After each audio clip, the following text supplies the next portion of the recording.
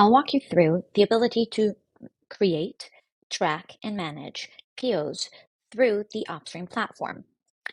I will use Netsuite as the example for an ERP, but we do support additional ERPs as well.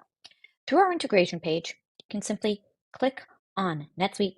You will have access to our integration guide that will walk you through how to get the 4 tokens that we need in order to connect to your Netsuite account.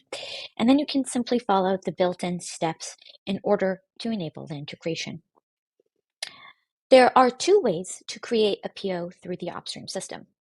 The first is manual. If I go through and open a request that has been approved but hasn't created a PO throughout the process, I will have the ability to create a PO on a manual basis. When I click here, automatically Opstream maps the vendor to the Netsuite vendor. If a vendor already exists, leverages that to automate data from the request to automatically create the PO. That could be data either added by the end user through the intake, by the vendor, or by any of the approvers throughout the process. If a vendor doesn't exist, Opstream will automatically create it. Once the PO has been created, its information will be available within the ticket with some high-level information, including automatic tracking of the status of the PO. To see additional details about the PO, it will open up directly within Netsuite with all the details with which it was created. The second option is to include the automated creation of the PO as part of the approval process.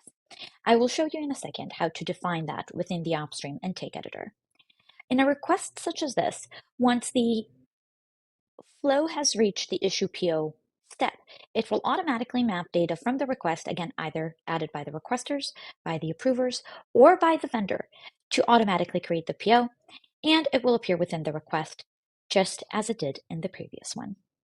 The Opstream and Netsuite integration automatically brings in all data sources available within Netsuite and allows you to create questions either to the requesters, the approvers, or the vendors that bring the list of available options directly from Netsuite and map them here.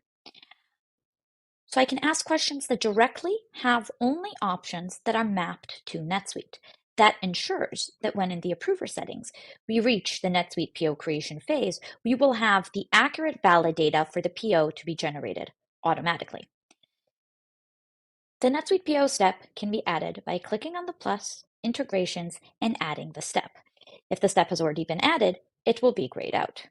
Once adding the step, you can define conditions on which to create it, and then whether you want it created manually or automatically. Once this step has been added, under the automation section, you will also see a Netsuite part that would allow you to map all the fields. Those are brought automatically from Netsuite. All the fields appearing here will be the required fields within your specific Netsuite implementation, and all optional fields will be available through this search option. This will allow you to map, for example, location to a location question that we can add in the requester section. To see all the POs associated with any specific vendor, you can simply search it under the vendor's dashboard. Select the vendor, and all POs will be available right here. You can browse, select, and open them up within the Netsuite platform directly.